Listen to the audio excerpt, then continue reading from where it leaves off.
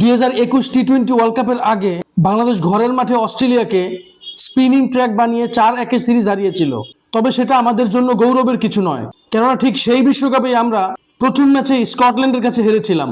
তবে এখন দৃশ্যপট বদলেছে, টি-20তে বাংলাদেশ লম্বা সময় ধরে ভালো করছে।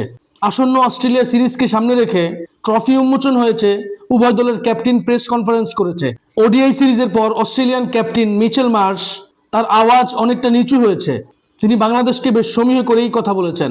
তবে এই অস্ট্রেলিয়া ওডিআইয়ের চাইতে টি-20তে আরও বেশি শক্তিশালী, কেননা তাদের দলে ইতিমধ্যেই যুক্ত হয়েছেন পৃথিবীর অন্যতম সেরা middle order batter Tim David. এবং আজকেও তিনি চট্টগ্রামে প্র্যাকটিস করছিলেন, যেখানে তিনি একের পর এক শুধু 6 হাঁকিয়েছেন। তিনি যদি ভালো খেলেন তাহলে ম্যাচের পার্থক্য একাই করে দিবেন।